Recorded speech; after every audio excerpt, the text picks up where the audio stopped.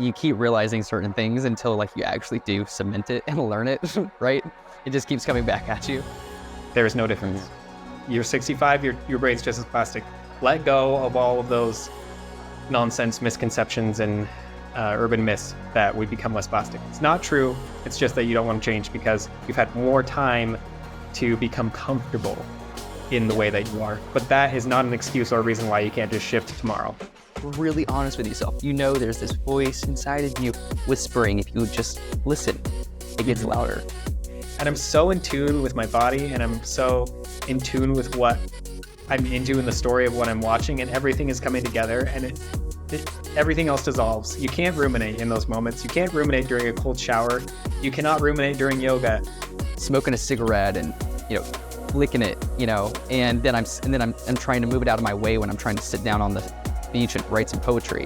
Stop yourself in many ways from creating if you're not allowing yourself to just flow into the unknown, to not question everything, to not have to know where you're going or like what the conditions are. It's okay to just know nothing about where you are and just flow in that moment. Like just go down the river and just let it happen. That's creation.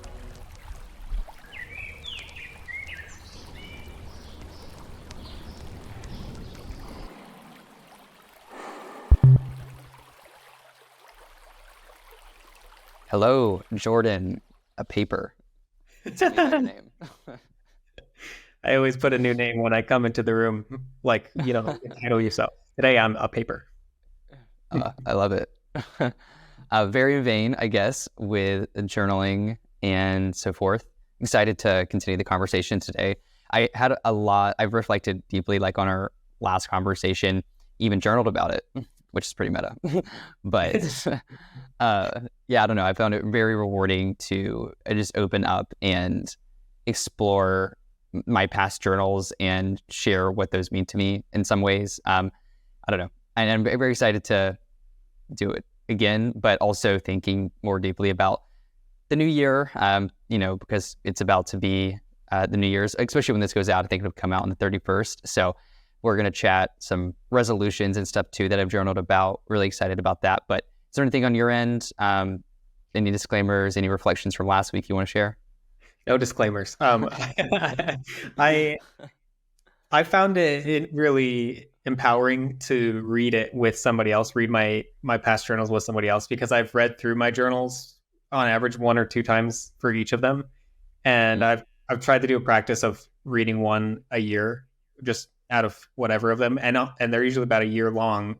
But the reflection that I get from that is not the same as this focused point of finding like a moment or an epiphany or a meditation, a thought that I had, and then bringing it and having a conversation about it. I feel that was useful. So I would encourage other people, if you have journals, maybe sit down with a friend. This might sound a bit anti-cultural, but sit down with a friend and ask them if you can like read some journal entries with them and just have a conversation about that. I think it was really, really useful for me. So that's my starting thoughts. That's awesome. I also just really resonate with that because there's a lot of times, like, it's interesting to see how other people think to themselves and how they choose to write and explore the world through their lens. And it just helps you see their world a little bit differently, because when people journal, I think if you're doing it right, you're being honest with yourself and being vulnerable, because it's only you that's ever going to see them anyway.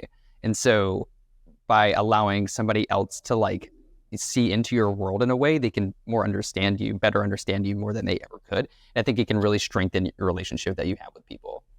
Mm-hmm. Absolutely. That's really good. And I'm glad that I was able to help strengthen my relationship with you. Looking forward to continuing to do it. I say we just go ahead and jump straight in and continue on reading some journal entries. Then we'll get to some New Year's resolutions down the road. Do you want to start? Yeah, I got one ready. Let's do it. Okay, here we go. July 24th, 2022. 24th of July. Life, fear, control, and safety. These things can be very destructive ideas. They might stick around far too long and hold us back. Be in the moment and belittle the fear. Become Wabi Sabi. Follow your Ikigai and move quickly. By the way, 24th of July is a holiday in Utah. I just realized I should probably state that. That's where I'm from. It's like the Independence Day of Utah. So we have the 24th and the 4th. But Yep. I came back, I think, from a night out at this big festival with fireworks and just having some fun. And then I thought, life and fear are almost at heads with each other a lot of the time, in my mind, in ways, and they stick around for too long. Yeah. And the best thing to do, I liked the Japanese like idea of Wabi Sabi, where you get cracked, you almost break on purpose and become a beautiful asymmetrical being, and then you just put the glue in place, the gold glue. You just put it back together, and you become this new, stronger version of yourself. And you follow that Ikigai, that pull to do something. That's a really beautiful blend of the two concepts. I think that's all life is there are parts of experience that are going to break you. And I think that's where fear comes into play too, because sometimes you're afraid of being broken. You're afraid of like pushing yourself beyond what you have done in the past, what you are capable of doing. Mm-hmm. And so, of course, you're going to fail at some rate if you've never done anything before, especially if it's something that you're truly afraid of, because that means it's big, it's hard, and you're inevitably going to be broken a little bit. There's going to be pieces that come apart, but it's through that process and then, putting it back together in a more beautiful, intricate, and sometimes I would say stronger way, I think is the whole part of it. And then if you can do that at the same time, and it's all in the pursuit of Ikigai, which I think is a beautiful concept. I'm not sure if it's 100% attainable, like in every moment, but I think it's a beautiful North Star. And so if you're like following that in the pursuit of something along those lines, while still being totally, open and thankful and grateful for where you're at today, all of those just blending together, I think is a really beautiful sentiment. Nice. That's interesting. I agree with you, and I also disagree on one minor point, which I think Ikigai, and maybe this is just semantics about a word, but I feel that Ikigai is presence. It is enjoying and living the moment fully, rather than living a passion and trying to reach a goal. Ikigai has nothing to do with long-term goals. Absolutely nothing. Ikigai is in the moment, every day, everything that you're doing. Are you enjoying it and doing it to the fullest to learn and grow? And that's why, Ikigai, through the lens of a master, so to speak, in Japan, is usually someone who spends however long they're interested in doing something and following that craft without having a purpose or a reason or an end to it. It's why the top level masters feel that they have nothing else to learn. Or sorry, the opposite. They have everything to learn, and that nothing is actually like fully, truly known. Because the further that you get onto the path, the less you realize you actually could know about it. And that's the beauty of that journey. So anyway, philosophical, but Yeah, I totally agree with that. I always viewed Ikigai a little bit differently. I felt it was a little bit more like life purpose centric. At least that's how it's been presented to me in like books and readings, but you just trying to find like where everything overlaps, in this beautiful harmony, which I don't think is fully attainable, especially because if you can't even know anything in life, at a certain level, it's sometimes hard to like hold the concepts of like, how do I mold my life and control it in a certain way, but also like let it go completely, because there is not like, you really start to realize that there's less and less control at the same time, and it's like this interesting dichotomy. I don't know, I'm thinking out loud here, but yeah, like the control isn't actually there. I think that's the point of Ikigai as well, is that the control is an illusion. The control is the practice, and it will emanate naturally. So like the point is that you don't emit control, you don't aim for control, you just aim for the moment and where you are learning and enjoying that moment, and then that path, that granular progression, will automatically sculpt itself and emerge into the beautiful element of finesse and skill and interest. And so like everything at the end of that I just outlined is completely separate from where you are. And that's an understanding that you have through the Ikigai, because if you're really passionate about something, you're following it because you're enjoying it and it's interesting and you're curious about it. And it continually pushes you to do that thing, no matter how skillful you get at it, if that makes sense. Yeah, it does. I think that's really well put. Thank you for journaling that and sharing with us. And you said, was this, if I remember, was this like Pioneer Day? Is that what it's called? Yeah. I'm pretty sure that's yeah. My friends called it Pie and Beer Day. That one. Yeah, it's pretty interesting. Utah culture. We light up lots of fireworks in the whole valley, and it's fun. It's a vibe for sure. Mm-hmm. Cool. Right. All Take us right, away, I'll jump into one. Last week you requested more poetry, yes. more poem entries. So this one's definitely a bit deeper and self-reflective. A lot of my poems will be more like I guess all of them are in some type of journal per se, but this one is definitely more reflective of like my experience going through a moment in my life versus it just being some like concept that I like writing about.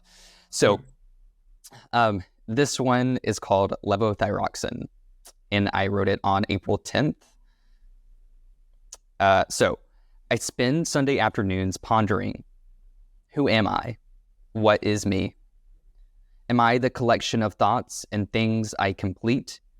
Am I more than my shell, or merely the flesh between the top of my head and the soles of my feet? You may be aware of the butterfly effect, but are you aware of the butterfly-shaped organ that allows you to metabolize the food that you eat? It makes sure you grow your hair and that your heart keeps beating and beating on repeat. This life-sustaining organ is called your thyroid. Mine was stripped from me the 15th of December preceding 2023. Every day since that day and every day that follows this day, every day until my last day, I must take a pill to just be. Let me take you through my morning routine. I wake up. For a brief moment, I see the world through the lens of someone less broken. I'm in a world without problems. I'm happy, at peace, just free. Then, as sure as the sunrise rises, traumatic events of the past rush into reality. My memories of the ER, feeling anxious and afraid, not knowing what's wrong with me, lost in a sea of potential diagnoses, hoping for the best that had hit me. I have Graves' disease, an autoimmune disorder that, if left untreated, will kill me. One moment, I was a healthy 21-year-old. The next, in need of surgery, a total thyroidicotomy, full of anger, sadness, fear, and rage, eager to be fixed, eager to turn the page, yet naively unaware of the permanence of this chapter, how the ink it's written in was bleeding through the rest of the book, staining the words unread, the life yet lived, tethering my existence to the miracle of modern medicine. Then I roll over, my feet hit the floor, I take a deep breath and swallow the pill once more. Yes, I am breathing and my heart is beating and I may be alive, but I am not free. I am merely the broken version of me that used to be trapped in this morning routine. Wherever I go, my pills must follow. No, wherever my pills go, I must follow. I am the dog. The pills are my leash. How can I be complete when I struggle to discern the space where the bottle of pills and my life force meet? I may be trapped physically, but these chains serve as a reminder to breathe, to smell the flowers, admire the chirps of the birds, become a tree hugger and feel the earth beneath my feet. I may be trapped, locked in a cell with a bottle of pills, but my mind has been set free, free to enjoy the moment, happy and grateful, reminded this day is not guaranteed, thriving on food, water, and levothyroxine. Dope. I love the ending. I love it. Well, can I just tell you, like, the visuals that popped into my brain? I'm so visual, like there was a story writing itself. I even had to close my eyes for part because it was getting so real. Yeah, for sure. Like, yes, the ink bleeding through the page, in through the embodiment. Like, I saw everything internally, like in your heart and your soul, just kind of turning black for a moment and like bleeding out this purple into your blood, and then it's like pumping through you, and it's almost like you're engulfing this new substance to become part of who you are. It's this replacement process. It's like the deep rituals that you would have in like Dungeons and Dragons or something. Like someone's being reborn, and like they take a part of you and put a new part in, and like you are like reborn in the moment. And then when you awaken, you see all the potential of this new life, and then maybe you reflect back and see what the comparison of the new life to the old life and what you had completely overlooked and maybe taken for granted. I'm not trying to put words in your mouth, but I just saw all of this together at once, and then you like owned the new you with the missing part being like power. It was really cool. Thank you. That's honestly kind of the journey I went on. It was a very bittersweet experience at first, but the longer time went on, I became empowered by it. I accepted my reality and that I can't change this. Like, I no longer have this part of me, and has to be replaced by this other thing. But there is a way to make the best of the situation, and everybody's telling themselves a story at some point. Like, there's a certain internal narrative, and this is my narrative. And part of me was like, I need to have this narrative because I need to move forward, right? And there's no other reason, like there's no other helpful narrative, in my opinion, that's going to produce happiness and positivity and strength the way this type of acceptance would. So this whole poetry, or the whole poem, was me sitting down to really wrestle with those thoughts, exactly like how you're describing. And I'm glad I was able to paint such a vivid picture in your mind and to see that go forward. I'm just kind of like, you're saying, it really cemented the permanence of things, but also the acceptance of it. So anyway, that was my Thank you. I also didn't realize how recent the event was. I thought for some reason it was like a little bit further back, but you just passed the 1 year anniversary. Is that right? Like, of that entry? Yeah. So just a little over a year ago. This was, because I got my surgery done, like, I just passed the anniversary of my surgery. How do you feel after a year? I mean, what is that? What does the year mean anything to you? Do you feel a connection to this time of year because of it, or anything like that? I'm just curious what your feelings are reading through it and thinking about it again. Yeah. I thought deeply about it. It's mostly just gratitude that comes my way, realizing that I've done a lot with this past year, and I've grown in a lot of ways. And there are so many things that I'm doing today or on a daily basis that I wasn't able to do with this time last year. And to see like the growth, the trajectory of like where I went from a physical perspective, not being able to run or, enjoy certain things because I was immobile for just health issues. And then like being in the trenches of like going through surgery, and then waking up from that and seeing like a path forward. Like, I actually have a beautiful journal entry about this that I'll read later. So we'll pause on it, but it's in that vein. Yeah. Nice. Well, thank you for sharing that so far. I'm excited to see what else comes forth. Me too. All right. I'm just reading these because I don't remember what they're about anymore, because I wrote them down a while ago. But here we go. August 21st, 2022. Focus on the moment, explore art, be creative, and serve others. Remember that everything else will come naturally and happily to you. Stay positive and happy always, unless you want to suffer for no reason. That rings so true to me still today. Don't take anything too seriously, also rings true. Be disciplined and don't be afraid of risks. There's no past or future, only this moment. Enjoy it. I think the two big things that I pull out from that still that are just so resonating: stay positive and happy unless you want to suffer for no reason. I think about this all the time because every time I get upset, I very rarely does it happen anymore, but if I get upset, or more often, I'll have a negative thought just pop into my head. And I remember that if I could just ruminate on that with like little effort, or maybe even no effort, right? Because it will just continually try to solve itself. I'm a problem solving machine. Or I can just realize that that's there and I could just be happy instead. Boom. focus on something else, be present, you're happy. It's so easy. It's so Yeah. easy, but you have to like be cognitive of it, and you have to make a decision to do that. Yeah, you have to like step outside yourself. Sorry, I didn't mean to cut you off. Go ahead. Oh, you're good.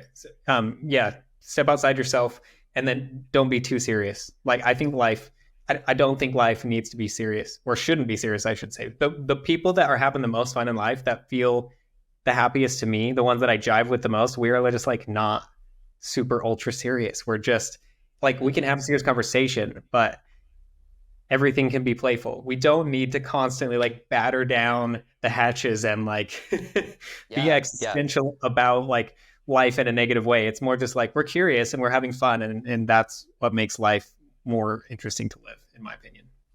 What are your thoughts on that? Absolutely. That brings me up to a concept that everybody's in a certain movie, in my opinion. Like some people are in comedies, some people are in horror films, some people are in dramas and so forth.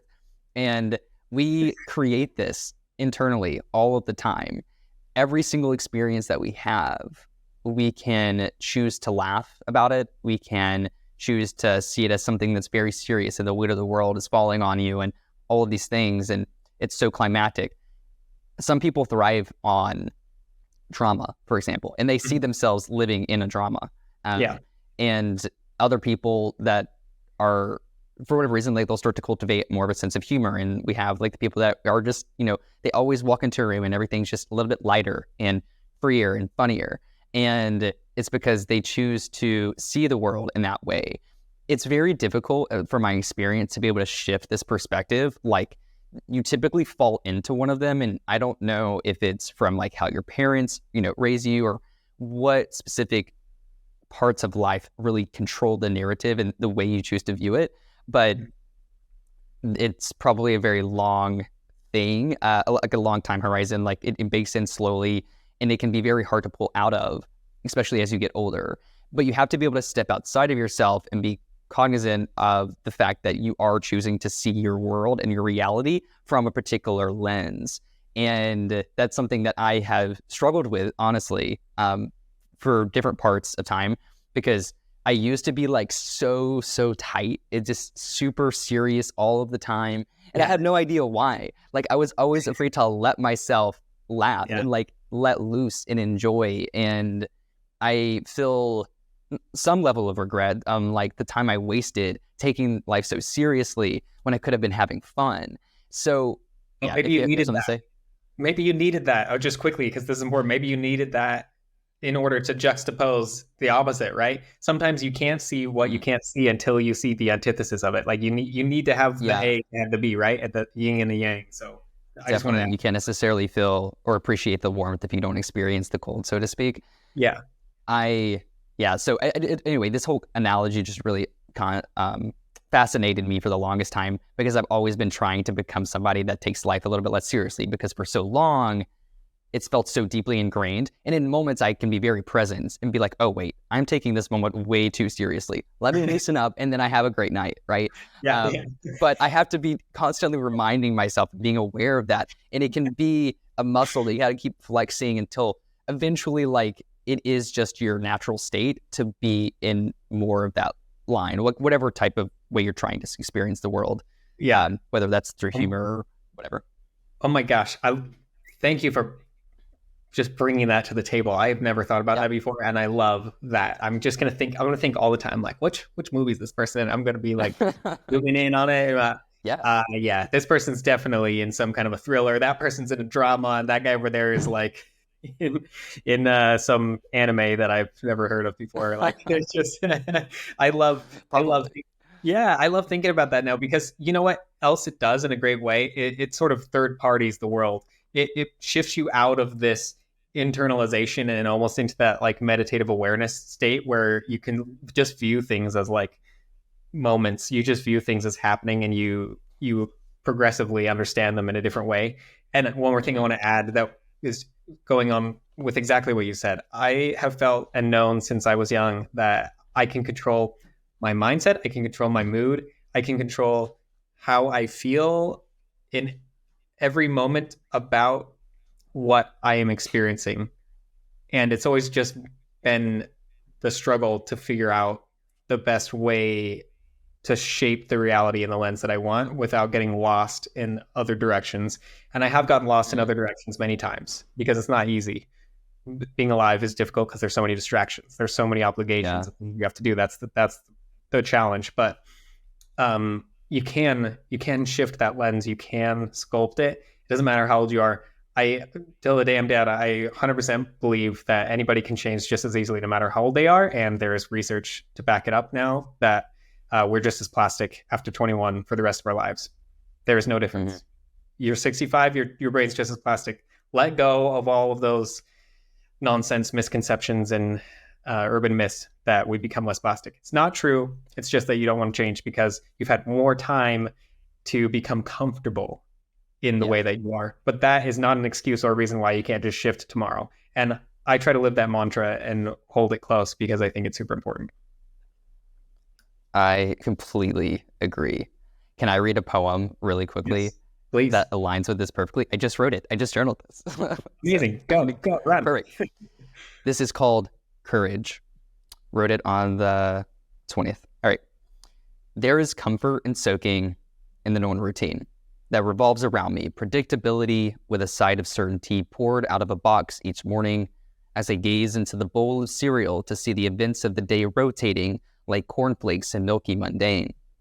Sweet at first, then the taste of death lingers on my tongue until sunset, followed by bitter regret. I let another day shape my fate into sitcom reruns stuck between couch crevices and TV frames. I know there is more than the day before waiting for me tomorrow. Potential energy I can borrow and convert myself into something more free.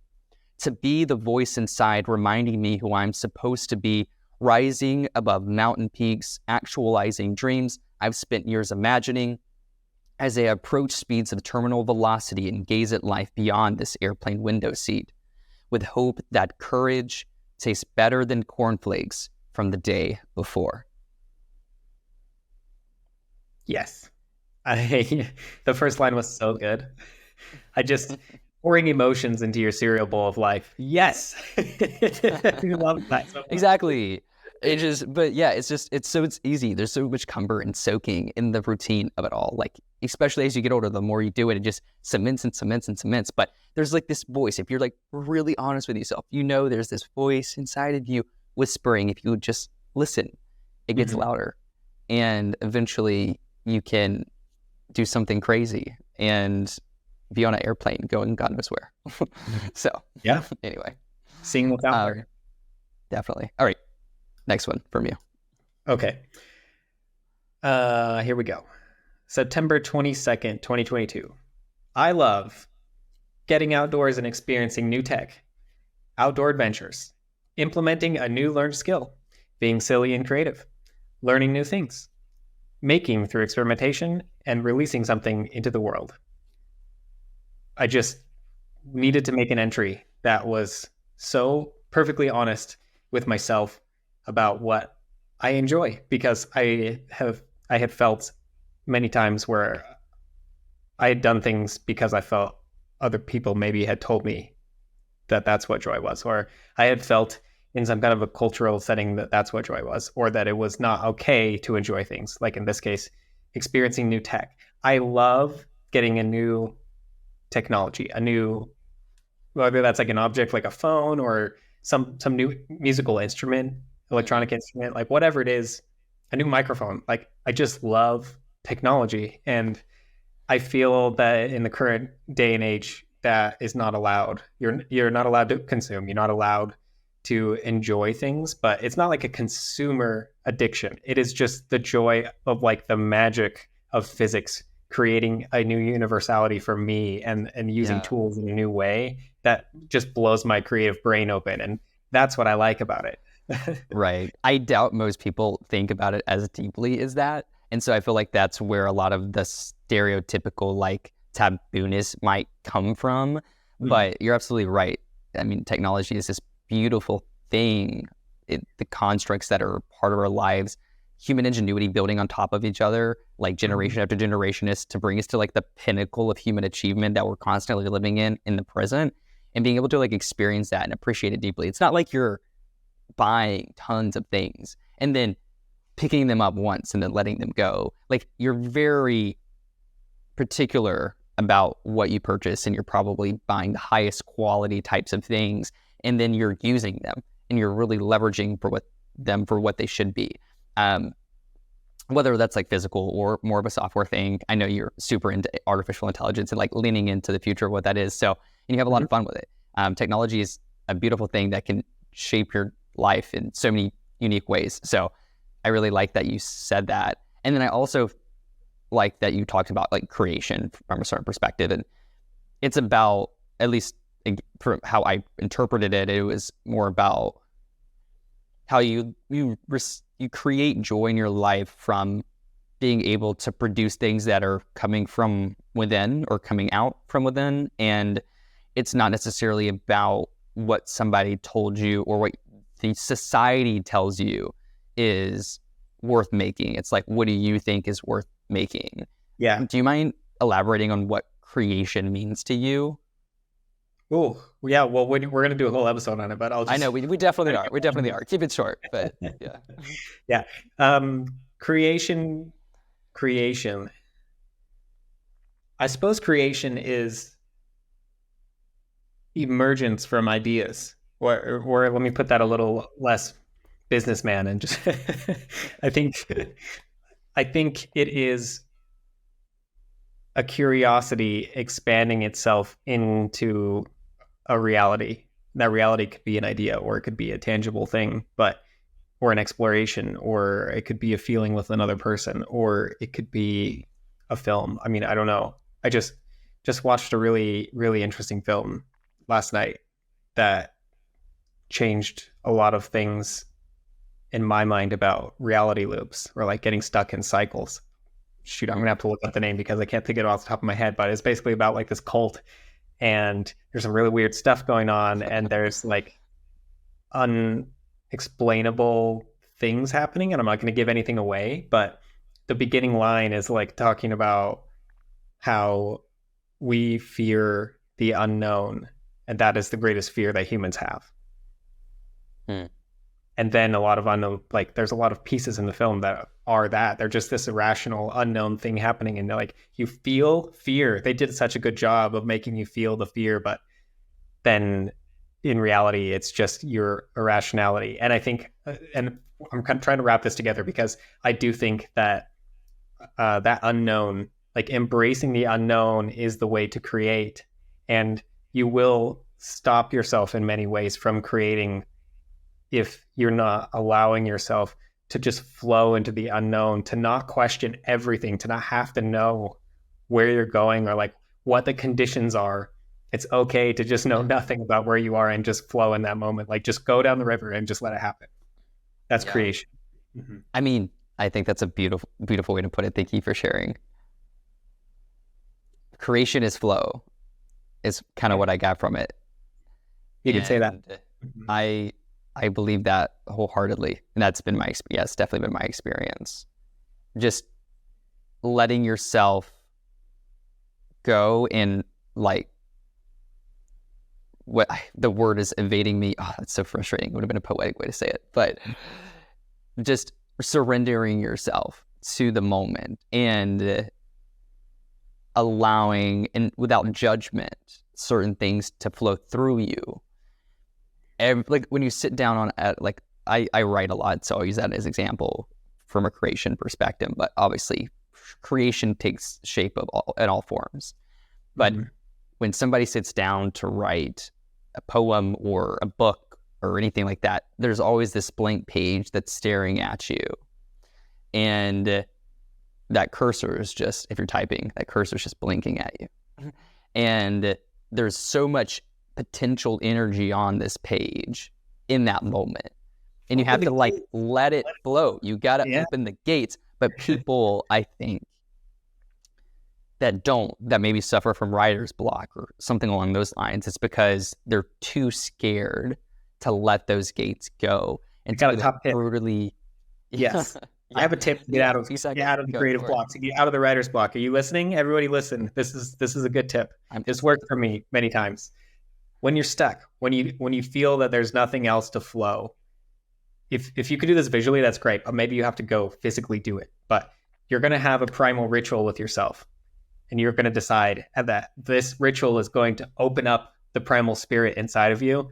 And if you can visualize it, maybe you're going to visualize like dancing in the wilderness. You're going to beat drums. Maybe you're going to like get a physical watermelon and you're going to just bite into it, or you're going to smash it on the ground. You're going to start eating some of it. Do something insane that like opens your brain and is like makes you realize that you don't live within the conditions of this perfect box that you have to be very finessed within. No, you do not need to do that. And you need to get out of that to get out of the writer's block, the creative block. So do the primal ritual and then let it flow. Like you're saying, like just start putting nonsense out, and then you'll start grabbing pieces here and there. Think about like fridge magnets. Like you throw the bucket of fridge magnets and then everything sticks and you're like, whoa, there's this canvas and now I can see the potential, and you start grabbing pieces and putting them there. But if there's nothing there in the first place, you won't be able to create, right?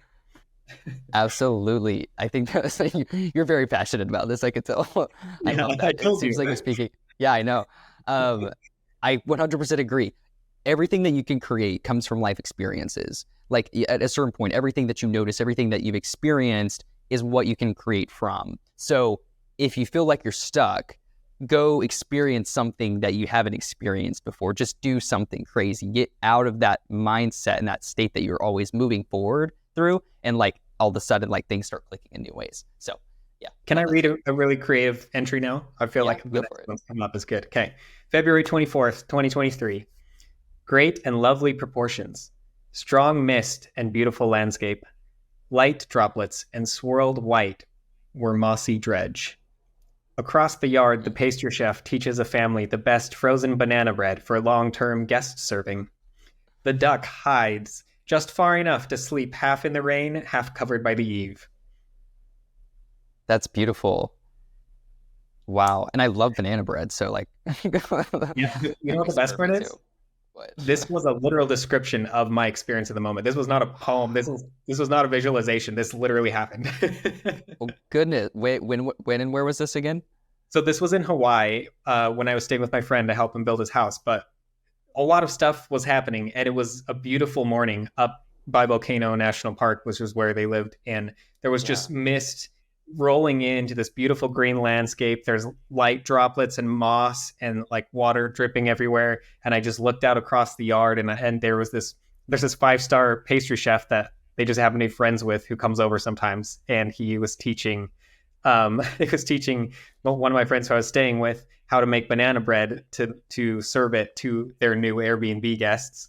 And then they just got these new runner ducks, which are like ducks that stand up. And they look really cool. They like stand up like humans, and they were kind of just halfway in, halfway out of the rain, just chilling under the eave. And all this was just happening. And it was such a nice moment. I had to create something out of it. Yeah, it came out of you and you let it. That's awesome. Thank you for sharing. I have one. This is definitely not something that actually happened. Definitely a visualization. Okay. Titled Wake Up. Wrote it on May 12th. Raspberry mountains stumble across my doorstep, eager to be climbed, tasted. I've swam through earthquakes once before, swallowed by fields of lavender waffles, drowning in the gravity of nectar orbiting around me, my ego still sore. Wake up! Peel your dreams off the floor. Why are your dreams stuck on the floor, Gregory? What does it mean? I don't know, but I don't have to know. That's also something I wanted to share. Sometimes you don't know what you're creating, and that's totally okay. You can. Yeah, I was just curious. Be surprised that you created something. Yeah. That, of course, there never has to be a meaning. I was just curious if you had one, like if that was a deeper metaphor. But I enjoy sometimes just using words for words, because there's so many weird mind maps that we have connecting principles and ideas together, and when you connect two things that aren't supposed to connect, your brain starts like malfunctioning in a really fun way, is maybe the best way to put it. Definitely. I feel like that is in essence what creativity is in a lot of ways. Yes. Maybe not completely, but definitely part of it. It definitely is. I think putting two ideas together that don't go together is creativity in a very descriptive terminology. The dictionary entry, I would say that's what I would start it at. Makes sense. Okay. Do you have another one you want to share? Yes, yes. Okay, March 2nd, 2023. Becoming COVID. Somehow it finally happened, and I became COVID. Or COVID became me. I'm not sure. Everyone referred to me as COVID. It took over as a souled identity. Or perhaps I just became it. People only knew me as COVID. Slowly, I bled back into Jordan. Wow. That was a trip. You like took on a different character and it felt very separated. Can you? But it was like, Yeah. yeah, it's like so frustrating, but at the same time, I understand it. But basically, like I got COVID while I was staying in Hawaii, but we had friends visiting, like one of my best friends and his wife were visiting with us. So it was like the party group was there, like old high school friends, and it was really joyous moment. And like halfway through their visit, I got COVID, only me somehow, which is like almost impossible because we were together like all the time. And then I sort of had to section myself, which wasn't always necessary, but it was like everyone talked about me as COVID. Like I had COVID. Everyone else that they knew in Hawaii like had to know that I had COVID, right? And then it Right. was like I became COVID. Like I had no identity anymore. Like even though I don't feel like I don't always have one anyway, I try not to have one. Like I was forced to become something that I wasn't, but maybe I was. I don't know. It was really interesting. Now, how did it feel coming out of that? And it's interesting because I never had that experience where I was lucky enough, I did get COVID, but it was years down the line. I mean, mine was too. It was this year, so yeah. Yeah. So, but like, I feel like it's a little bit different, like compared to when when everything really started to go down. I can't even imagine what it would have been like to get COVID in those moments, because I feel like it would have been even worse. But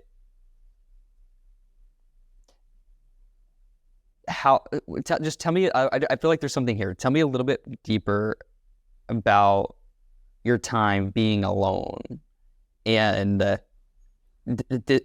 maybe it's hallmarky, but maybe there's something deeper here when it comes to like the realizations. Hallmark, is it? The realizations that you had like as you came through that and returned back to normal living.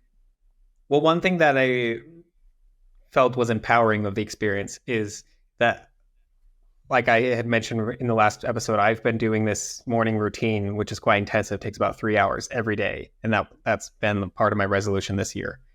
And this was in March. So I had only been doing it a couple of months, but I was like, I'll be damned if that's the end of this. Like COVID is not going to get in my way of anything. Like, even though I felt absolutely terrible, I was like, nope, I'm taking a 2-minute cold shower first thing in the morning. Like, I don't care. And I'm going to get up.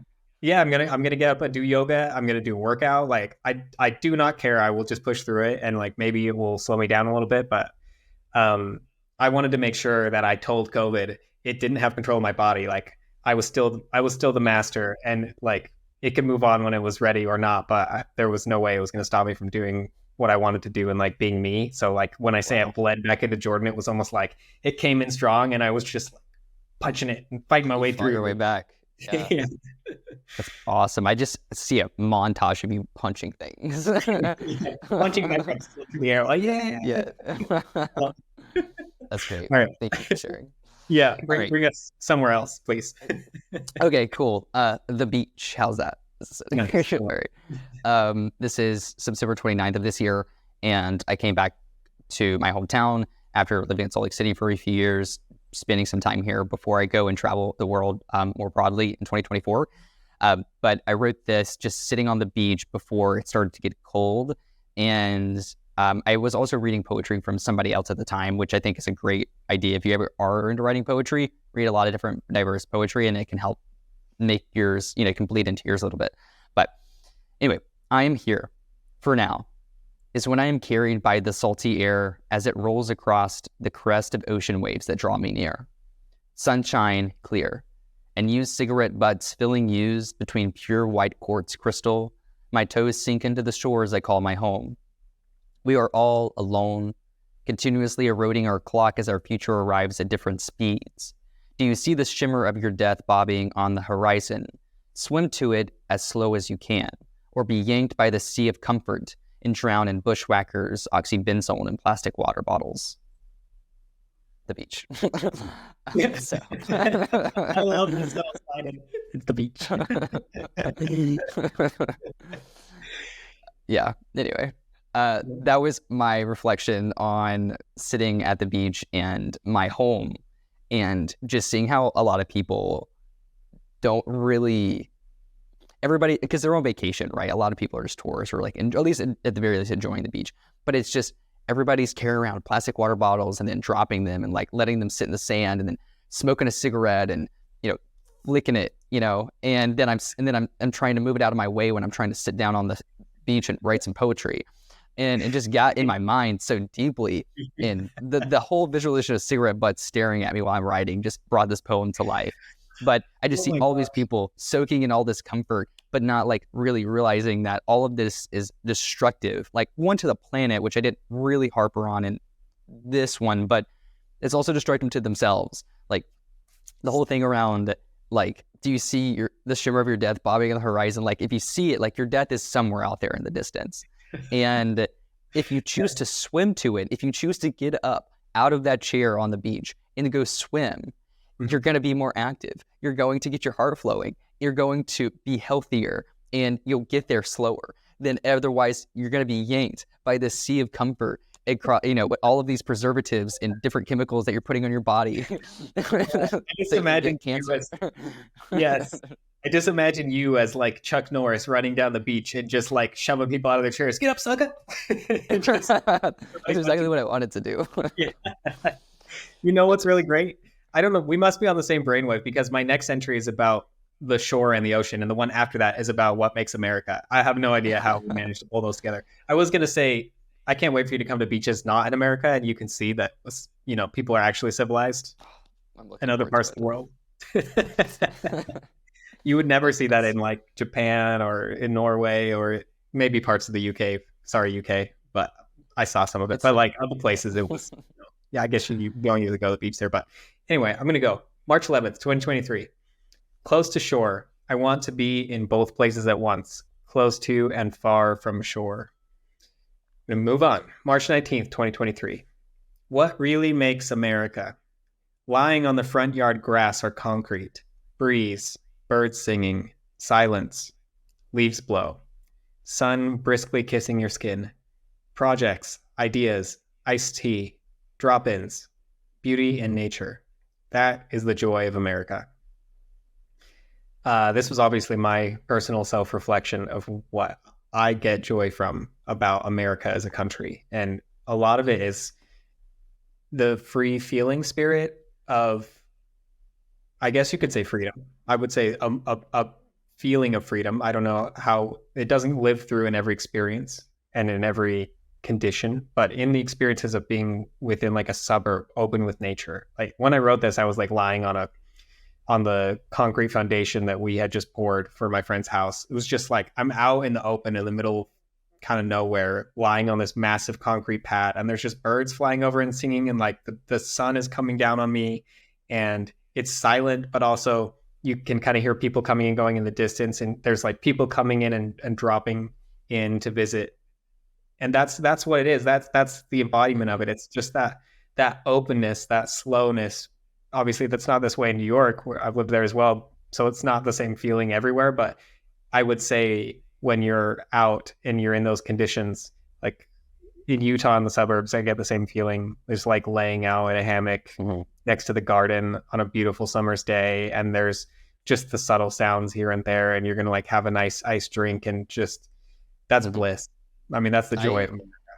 Yeah, I really do like that. And I also find that's interesting what you bring up, especially in connection to America, because you have vast amounts of experience outside of America, and so when you're able to come back and see it from a different, like, outside view, I think it's just an interesting perspective because I haven't been able to really do that in the same way. And it's interesting that's what you pick up on. I think I've had pretty similar experiences now that I'm kind of reflecting on it in the moment, being in like Florida, typically like on the beach or on a boat, but enjoying the sunshine and drink tons of iced tea. Tell you that right now. Some good stuff. Yes. And from Florida, like you must enjoying, yes, enjoying the company and the music and people just hanging out, having fun, sharing stories, and I don't know, and then playing some really American country music and having a great day. Love it. All right. Thank you for sharing. All right. I would have one. It's called Art. And I wrote this on September 5th. Art creates space to be free from the constraints of conformity. It's the muscle of letting go and releasing ego so that the wisdom of the universe may move through you into reality. I'm laying in a pillow of green. I'm reminded that I am nature. Nature is me and I am free. Freedom is the byproduct of letting go. If you want to be free, let go of assumptions, of expectations, of personal narrative. Just be free. Orange blossoms make me warm inside. Remember to look at life like you've never looked at it before. I love mountain silhouettes. Anything that exists cannot be lost. Lost is a relative concept. What was that last part about before the getting lost? The getting lost is what? Something to get. The very last part? Is that what you're talking about? Yeah, just read the last two sentences. Anything that exists cannot be lost. Lost is a relative concept. Anything that exists cannot be lost. That's what I was looking for. That is what a fascinating line. Yeah. It really brings home the relativity of, language in general is just projections from the human experience, if you can even say that. And maybe even as less than that, it might even just be some fake layer on reality that isn't there, right? It's like, yeah, it's like the concept. Yeah. I think about the concept of math. Like, does math exist? Obviously, people say that numbers exist, counting exists, and you can use formulas to describe reality, so it must exist, right? But something that describes something isn't the thing, in my opinion. So I think there can be a little bit of gray zone in there.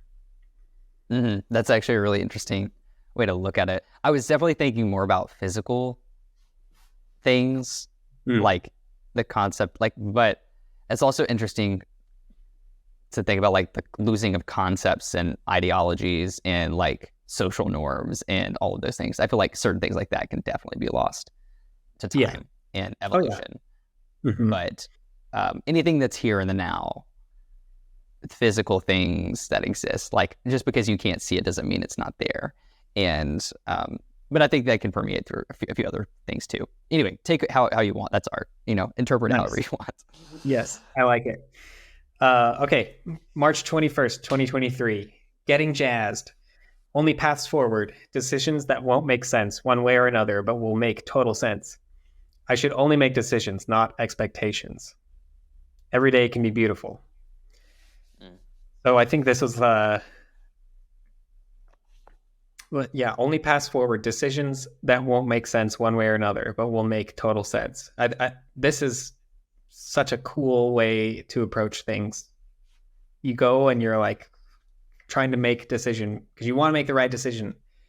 But if you take a path that doesn't make sense, sometimes it just wraps around and makes tons of sense. And maybe I'm just threading the same narrative over and over again about like not being fearful and like getting out there. But I just feel but that's great though. Sometimes you have to say things a lot of different ways and things come at you like similar stories, similar truths can come at you in different variations from different angles. And it depends on the day and what strikes you. But all of that is in the pursuit of like weaving that structure of like the orb of your awareness or the way you choose to move through life. It all builds on top of each other. And some like pulls back and then comes back. And it can be a very messy process because sometimes you can make realizations and then lose them and then realize them again. And I think that is also part of life because you keep realizing certain things until like you actually do cement it and learn it, right? It just keeps coming back at you. So Mm-hmm. I think it's interesting because a lot of my journaling is that way too, of just writing different ways of how to be present and like to create things and to like be open and flow and let go. And like I've said that in a million different ways to myself, and all of them, spoke to me in the moment that I needed it. So I think that's really great. But decisions, I think, is an interesting thing to call out. And instead of expectations, like, what a beautiful line. I'm definitely going to take that to heart, and keep that top of mind as I'm going about, especially as I'm thinking through like New Year's resolutions and stuff like that too, which I don't know if it makes sense to go ahead and get in there. We're 53 minutes in. Do you want to start to make that segue? I just maybe want to share a couple more, then we could start segueing, if that's okay. Yeah, that's fine. Let's plug. Okay. I just wanted to share these two because they were, when I visited Kona, which recently burned down, I had been there in April of this year. So it was like very recent, close to when everything had happened. So the first entry, April 3rd, manta. Last night off the coast of Kona was incredible. We snorkeled with 10 to 15 foot manta rays. We saw into their souls. I really felt this. They were just down there, these beautiful, massive creatures coming up and just looping behind and like rubbing against you. And you're just floating there, just experiencing this. I mean, yeah, it was incredible. And then the next day, this is going to segue in because I have, in my planner, I have these fears. I try to do one fear a week for the entire year. And one of them was something that I made as a challenge for somebody else in this year-long game that some people play in Japan from this designer, where you give a challenge. You like either give a couple of easy ones, a medium one, or two medium ones, or like one really hard one. And then they have to do that in order to come back to this celebration of the continual progression of the game. And so my challenge to someone was to give a $100 bill to a stranger with no explanation. Just go out and give it to somebody and see what happens. And I thought, that was such a good challenge that I wanted to do it myself. I wanted to challenge myself to do it, especially in a moment when I didn't have a lot of surplus, because it would mean a lot more to me. So here we go. April 4th, 2023. $100 and John. This morning on my walk in Maui, I gave my $100 bill to a really nice man named John. He was out cleaning, which he said he does 6 days a week to make everything nice, mostly for the tourists, even though he was a local.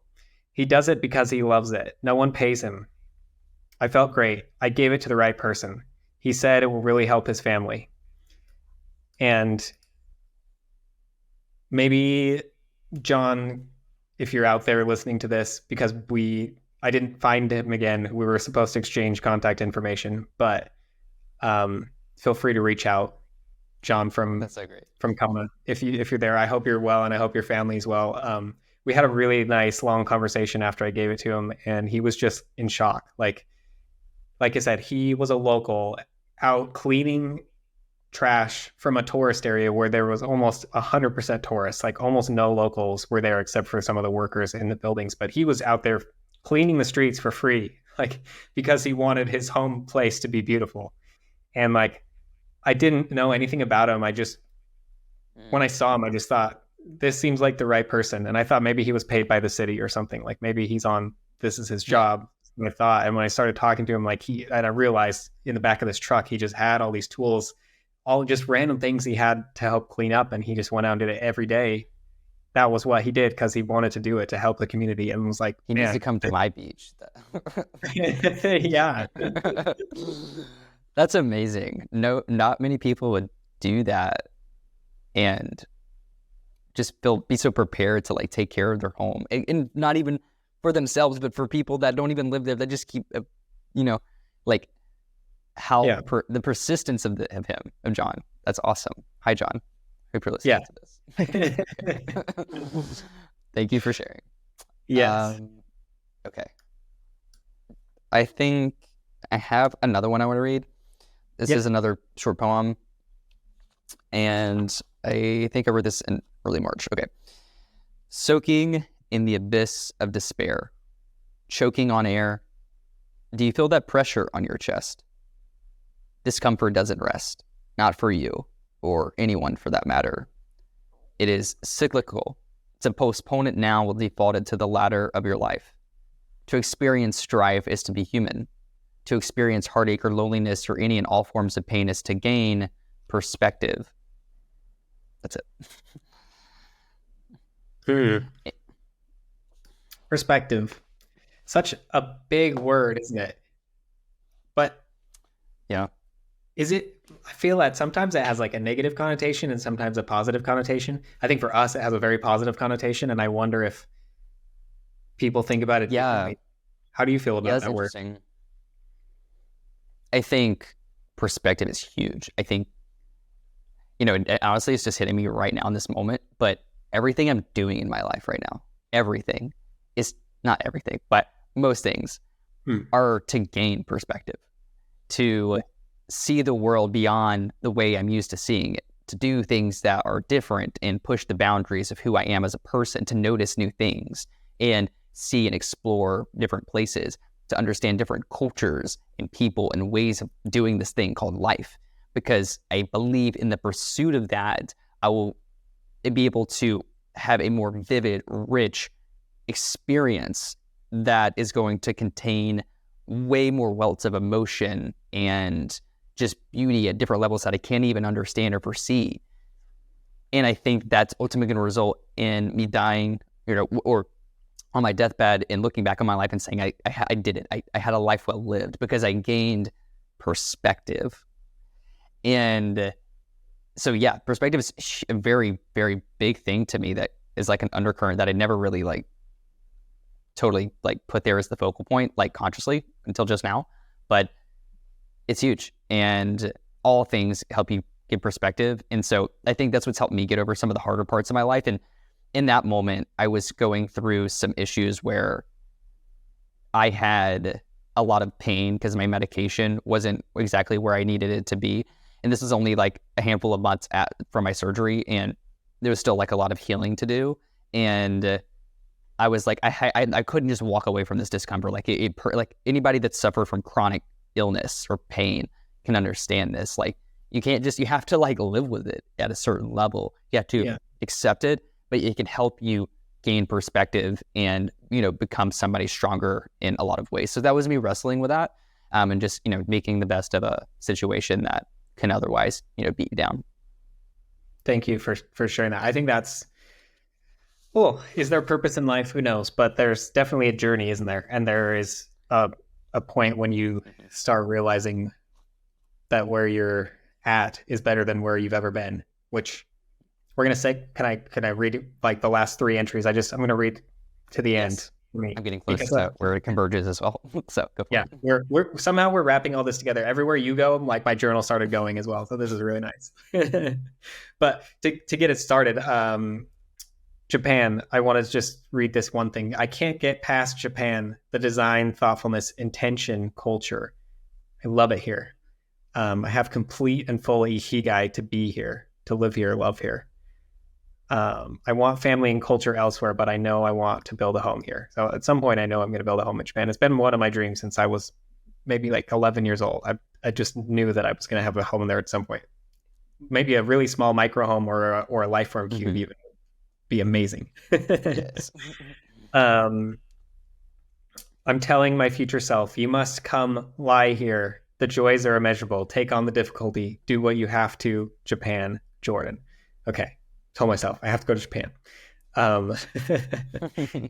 And then another fun entry, August 24th. Galaxy's Edge. I'm eating the delicious temple root leaf and moss salad with seasoned guayo egg dish at Docking Bay 7.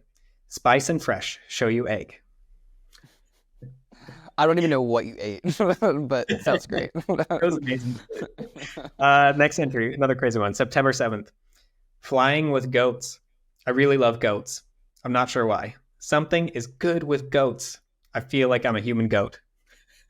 It has not been an animal I have ever connected to in such a way. I'm glad you have. I love, goats, bats, octopus. They're like my three. That's my trifecta right You there. had them on the top of your mind. You were ready to go with that. I know, I know That's what I like. Okay, Thank we're you. almost at the end. Just bear with me. Okay, November 8th, rediscovery. Life is getting easier to live mentally, physically. I can't help but notice it is a mindset. Living life is a mindset.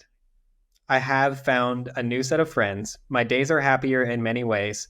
I feel little fear and rarely. I would attribute this to a daily routine and exercise, breath work, having time for myself. So this is gonna, I think, be a narrative that rings true. All of my friends that are older than me, I have some friends in their mid 50s. They all say that life gets more enjoyable and easier to live the older that they get. And I've also felt the same thing. And I have read some psychology papers and textbooks that have outlined a similar trajectory, and it's basically because the older you get, the less importance you put on things, situations, the less fear you have, and the more understanding you have that life just is as life is. In other words, that radical acceptance grows bigger and bigger until it becomes to such a point that you understand how to live to feel joy instead of feeling fear. Is one way you could put it, I guess. Maybe I'll feel differently in my 50s, who knows, but Yeah, I really like that. It reminds me that the page always turns. There's always the next chapter, as long as you're there to read it, right? So you can be afraid of things, but on the other side of that fear is like, there's like things like, what's the worst thing that could happen? If it's, okay, excluding death, like what's the worst thing that's going to happen? Eventually that too shall pass. Like this too shall pass. Yeah. Is huge. And I think that's along those lines of what you're saying, like just realizing that life flows, life moves forward. And it's so like, so just do something because it's going to move forward regardless. So absolutely. Absolutely. Yeah. Thank you. I have two more quick ones. Then I'm done. Completely All right. done. Okay. That's my turn. Yeah. November 16th. Go there, over there. Get over where you were supposed to go. Make what you wanted to. November 17th. Organic mind. My mind is always looking to find and justify, rationalize, understand. It's looking for what's looking and how to fix things. How do I actually know what is or what's right? What I think to know can be anything, and if that state brings happiness, then it is a place I want. It is the questioning and shifts I should look for. Okay.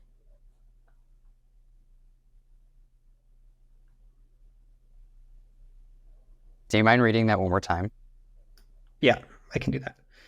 Organic mind. My mind is always looking to find and justify, rationalize, understand. It is looking for what's looking and how to fix things. How do I actually know what is or what's right? What I think I know can be anything. And if that state brings happiness, then it is a place I want. It is the questioning and shifts I should look for. Yeah. That's a really great way of putting a lot of what I've experienced in time. I've called it something different, but I think there's a lot of beauty in, I think like the main point of life is, or I don't know exactly the best way to say it, but it's in the daily rediscovery of who you are becoming. And it's this concept that you don't know what you don't know.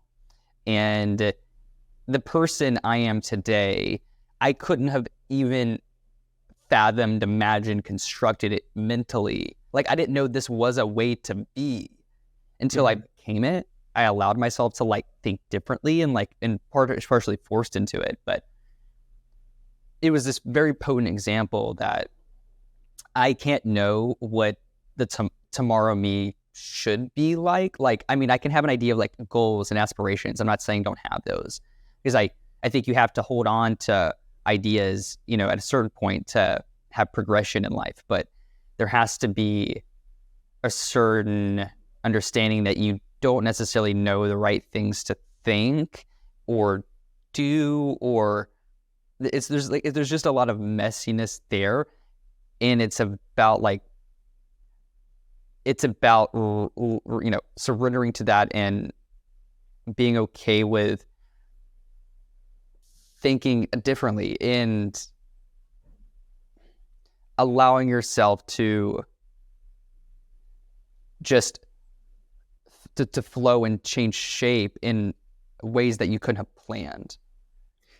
Yeah, I think that is the trajectory. That is the shift. And I also would try to remind myself I was trying to convey that I think I know too much almost always. I'm almost always thinking I have the answer because I have experience and I've learned, and I just consume so much to find the answer. I'm searching for the answer, whatever the question is. There's an answer there, right? But that's not the case. There's more often I'm probably at least off base by some percentage points, like if not very off base. And regardless of that, it doesn't really matter. It's about trying to find the model back to what brings me solidarity and fulfillment and joy and connection. And those things are ultimately what ends up mattering. And I'm constantly distracting myself by this feeling of right or not. And I've learned a lot of lessons from that throughout my life by becoming too hyper-focused on the intellect, and stepping back brought me perspective, as you're saying, and it helped me re-emanate a new path, which has a lot of checks into my own arrogance, I would say. So it's important. Yeah, it's something you have to keep in check. It's something I want to remember as well. Like, I feel like I have like profound truths that I've discovered over the past year. And that's not to say that those aren't super, like those weren't profound for me, and that I do feel like I have a deeper understanding of life and how to live it more authentically. And that these are the things I should be caring about in essence. Like, these are the concepts and ideologies that should feel virtuous to me, and that I should be trying to optimize around. Because I've experienced them and they were good to, like, just experientially, like, I am prouder and happier for the person I am by going through those things. And so, like, I sit on those, but I also have to be aware that there can be, that this isn't the end. Like, it's the very beginning. Like, I'm still so young and there's still so much more to learn. And if I'm like so focused on this being the thing and these are my virtues and all of these things, then I'm going to miss it. I'm going to miss the growth that I can't see yet. And also, like you stated earlier, you might grow into such a different person that you don't recognize the person you are now. Like, all these constructs, all these models and useful pathways you've sculpted inside of your neural connections, they might just be nonsense in 10 years. And you'll just see that they were a stepping stone to make one small discovery into the bigger person you are in that future. And so if you can keep that model in mind, knowing that you could grow into that bigger thing at any moment, I think the growth becomes faster. It's like you suddenly understand the things that weren't even on the radar. If you can know what doesn't exist suddenly exists, then you have this whole new mind map of how to get there, I would say. Can you read us a poem? Do you have anything? Give me something poetic. Goodness, you want a poem? That's not where I was going with this. Okay. Oh, no. I'm sorry. But I will read you something that's kind of poetic. How about that? Okay. All right. This is June 16th, and it's a two-parter. All right. Today is the day I get my first tattoo. I never thought I'd say that, but it feels right. So right. Joie de papillon, the joy of the butterfly. A 17th century French expression that means, or was first directly translated to momentary gladness. It is that feeling you get when you're watching a sunset or taking that first sip of, wine or your morning coffee, something with depth to it. Or like when your eyes meet that of your lovers and time seems to dissipate as a construct. Butterfly joy is a poetic phrase that reminds me that joy is found in the present moment, but also the present moment will pass. Life is ephemeral. The moments A moment arrives, the moment it is gone. So be present, not living in the future or the past, but in each and every moment, fully committed to it, because joy is only ever found and experienced in the present moment. So enjoy it before the moment, before all the moments, before life itself passes you by. But it also means a bit more to me. When I was 21, I almost died. If it wasn't for modern medicine, I'd be dead. I was diagnosed with a rare autoimmune disease, and I ended up losing my thyroid, my butterfly-shaped organ. And it was the best thing that ever happened to me. It put everything into perspective. The experience has matured me and changed me in so many ways. I appreciate life so much more, and I don't take anything for granted, because each day I get, each moment is a miracle, and I'm so grateful for every second my heart beats. If there's anything I've learned, the biggest way I've changed, I've grown before my diagnosis, and I was running through life, sprinting to nowhere, complacent yet completely unfulfilled. I could never be happy, experience real joy, because I was never present. I lived in my regrets, or in the future I could never turn into a reality because I didn't have the courage to try. I numbed the present with vice after vice, most of the time, several vices at once. I didn't respect my body, my time, the gift of life. It was sad, really. I didn't love myself. But now I do, and I've never held on so tightly to the present moment. I've never loved myself more. I've never been more grateful, and I am a completely different person, and I am so glad that I am. Life is so much more beautiful when you realize how finite and fragile this all is, when you accept and love yourself truly, when you dive in and follow your curiosity, when you allow yourself to be 100% you. It is so free. I am as free as a butterfly. The butterfly is a blue morpho.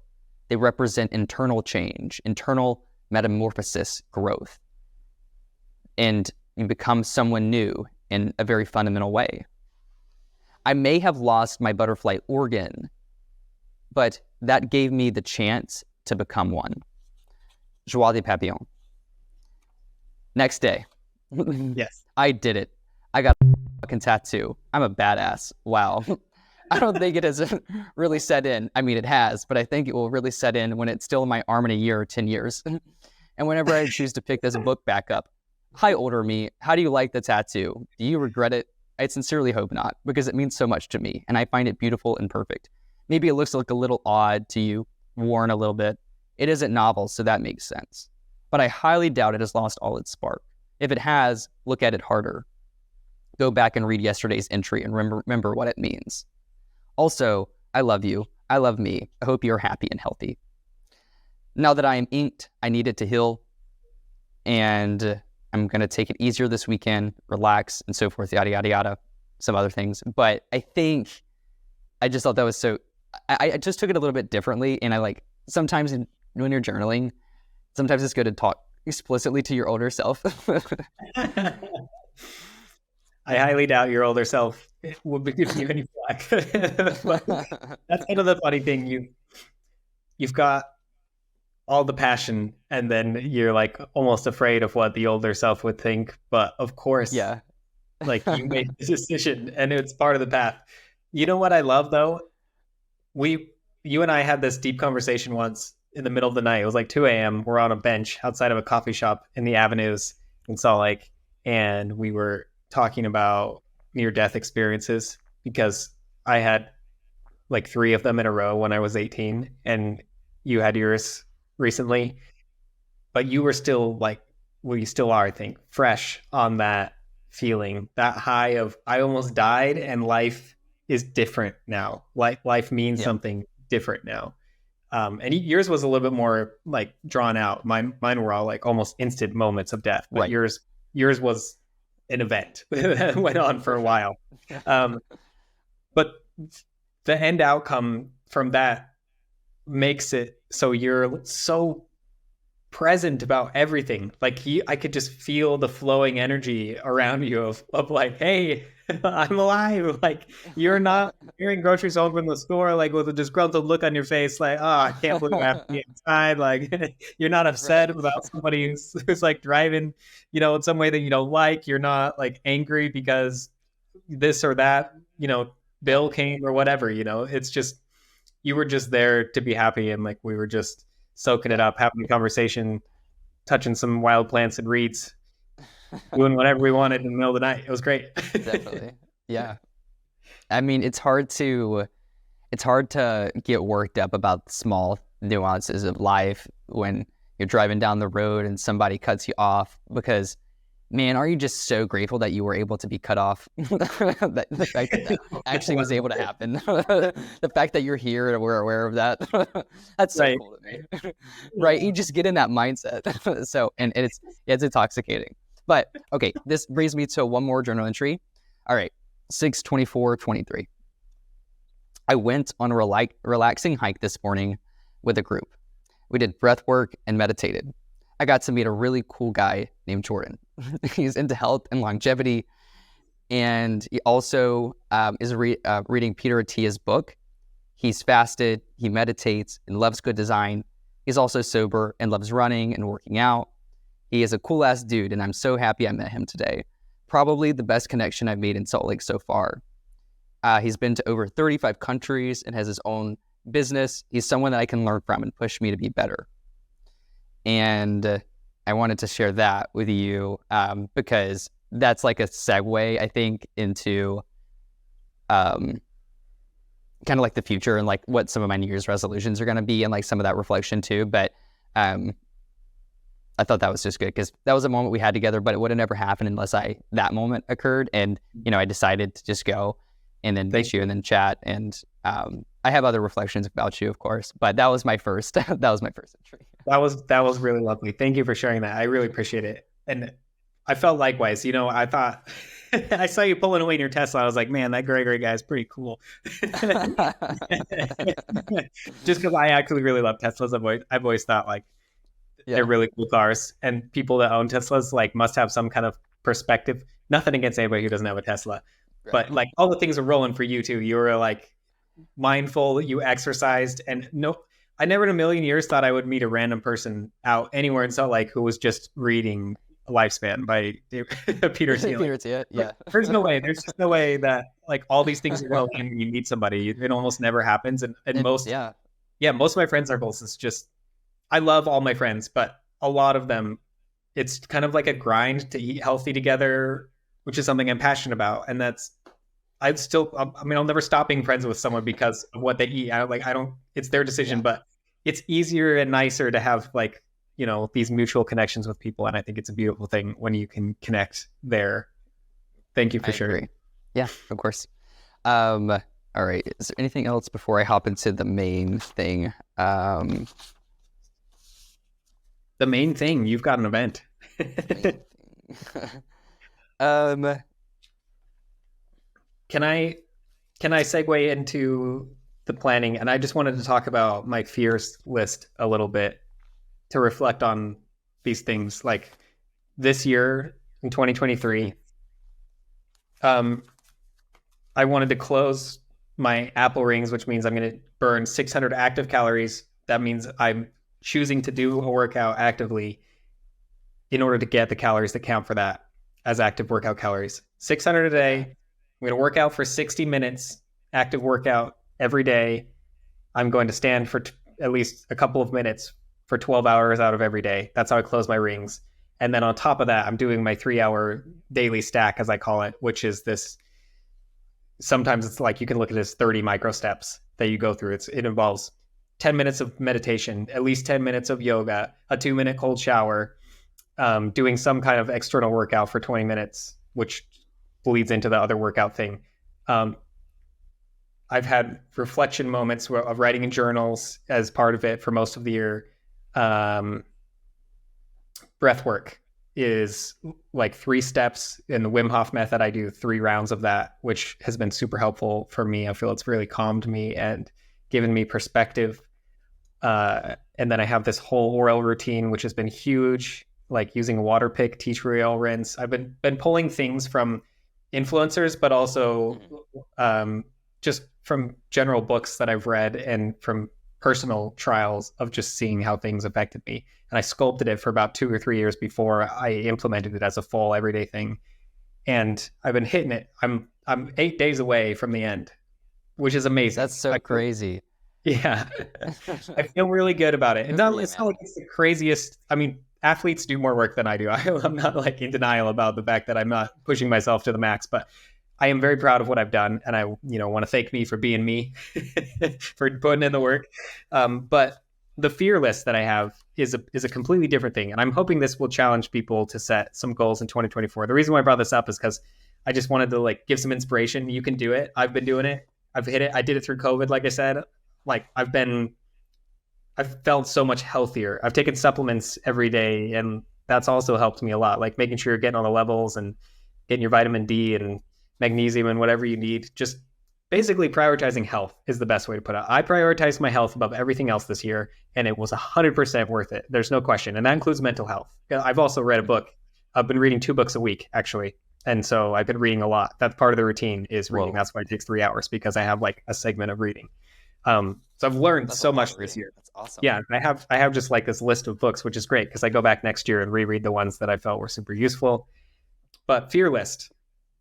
I started this a little more than a year ago, but every week I would put something down, and I have a big list. I haven't done all of them, but I'm just going to read a few of them, and hopefully maybe they'll challenge you to do some fears. Maybe you want to do 1 fear month, or you want to do 1 fear week. Just think of things that have put you out of your comfort zone, because it's important to get out of your comfort zone to grow as a person, I think. Mm-hmm. So some of these. Audition for or start a band. Go to a therapist. Volunteer or give labor to a stranger. Get someone's number and hang out with them later, a complete stranger. Message all the friends that you love. Start a weekly social ritual. Fast for 24 hours. Visit a live volcano. Complete a multi-pitch climb outdoors. Go on a 3-day backpacking trip. Swim underwater. This was a huge one for me because I had surgery on my ears when I was a kid, and they've always been a little bit off, and they've hurt when I've gone swimming or I've gotten swimmer's ear. When I went to Hawaii, I decided I'm going to go free diving, and I burst my eardrum immediately when I went underwater. So my fear was not irrational. It was a bit painful, but it was like, I thought maybe it's all in my head. I have to try it. I regret nothing. Like I conquered my fear, and I went through the pain and took the antibiotic drips after, and it was fine. Like I realized that's something. Yeah. Like it's something I got over and got through, but I conquered a fear, and I feel like a bigger person because of it. Yeah, just lots of things can surprise you, I think. They can be small too. Play a physical sport with others. Run a half marathon. I did that on a trail run with some friends for the first time, which was great. 10-minute cold exposure bath. Normally I had only taken cold showers, and in Japan I went to this like ultra cold bath, and I stayed in for 10 minutes while all these really big built Japanese guys went in, and they were like only in there for a couple minutes. I was like, yeah, the little the American skinny white dude's gonna stay in here for 10 minutes. Let's go. Let's go. It was great.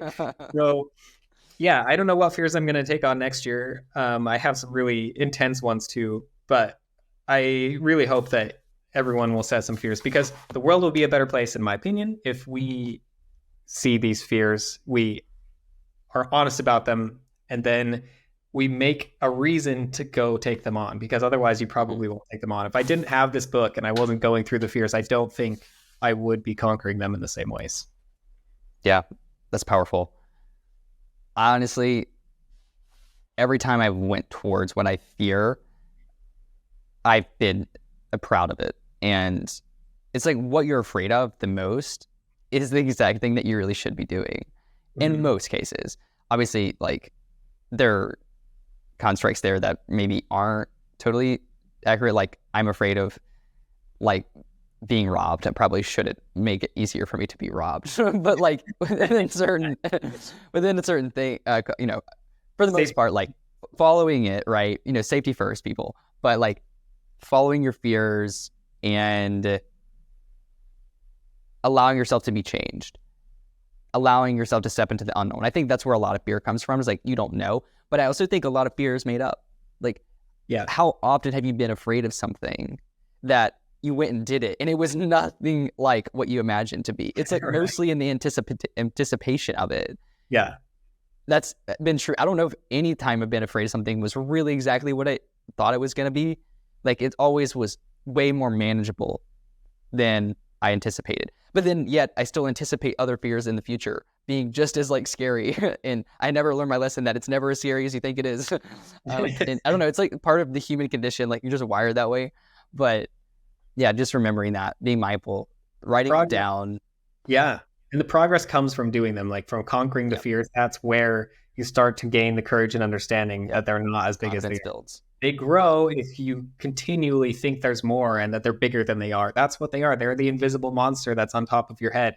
And if you want to just get out of that and punch your way back out into the world, I don't know where my crazy metaphors are going, but you gotta just go for it. You gotta keep doing definitely. Little. Yeah, definitely. All right.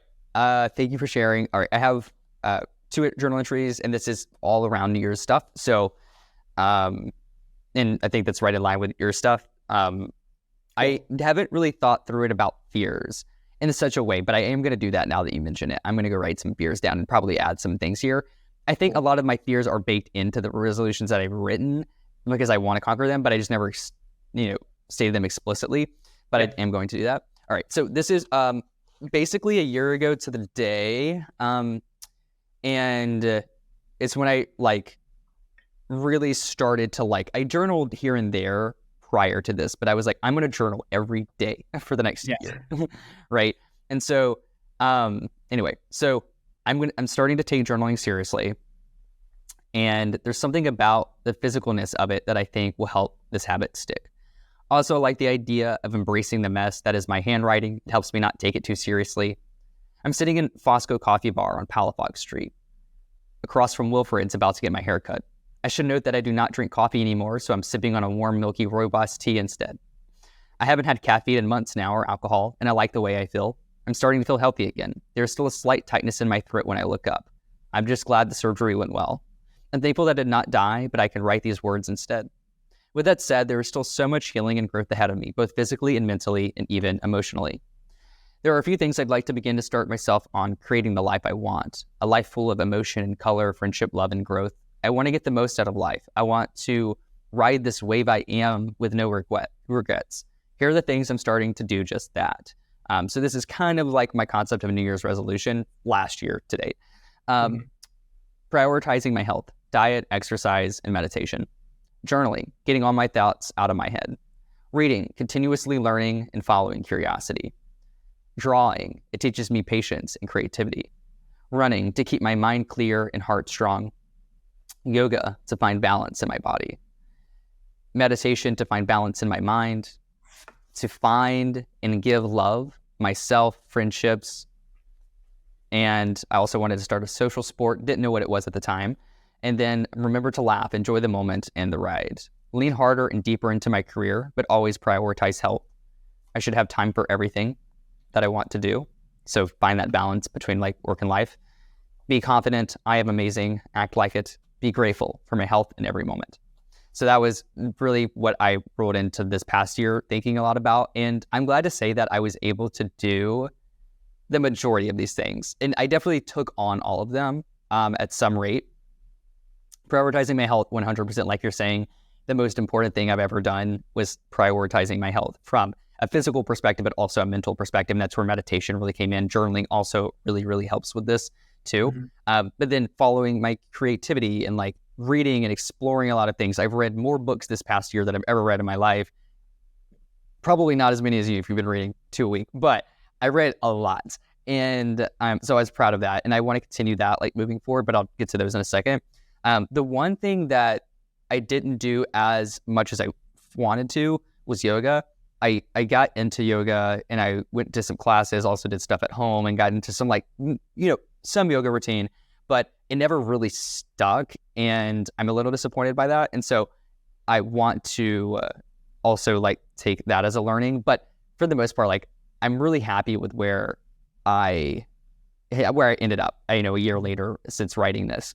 So I'm really excited to, move on to the next year. And so I've been creating that list as well. Is there anything you want to share about this before I read, kind of like start reflecting towards the future? Yes. Thanks for sharing all of that. I'm proud of you for hitting those things. And Thanks. To be completely candid, like I only made it to 75 books instead of 100. My goal was 100, and I'm okay with that. So like I didn't make it exactly 2 weeks, but I made it pretty close. And it books are varying lengths. I chose to read a lot of long books because I like reading in-depth books. So sometimes it's okay as long as you're consistently like, I read every day. That's what's important. Like every single day I read. And I think that's the most important thing. We shouldn't always stick these bigger things on top of what the importance of the goal is. All of that said, can we give a few things that we felt were the most helpful things for the year from routine or whatever? Like for mine are pretty straightforward ones. Like I take a 10-minute walk as soon as I get up outside every morning. Get the sunlight in your eyes. The Andrew Huberman repetition of saying that over and over again, it works 100%. It makes you feel better, and it really sets your circadian clock, and it helps your sleep at the end of the day. It's completely underrated. Yoga at least 10 minutes a day, and the Apple Fitness Plus yoga is amazing. Like that's my go-to. I used to do some YouTube yoga, and some of them didn't feel like they pushed me that much. The Apple Fitness Plus yoga is amazing. Like I usually do like Jessica or what's the other guy's name? Anyway, I forgot, but there's some good instructors on there, and they have like 10-minute, 20-minute, 30-minute, and 45-minute, and you can just choose from a whole bunch of different ones. They have great music. Like you can see your heart rate and all these other things while you're doing it if you have an Apple Watch. If not, you can still do it on your phone or your TV, and it's not that expensive if you just want to do that. They have like free trials. So yoga, walk outside 10 minutes, cold showers 2 minutes every day, completely changed so many things for me.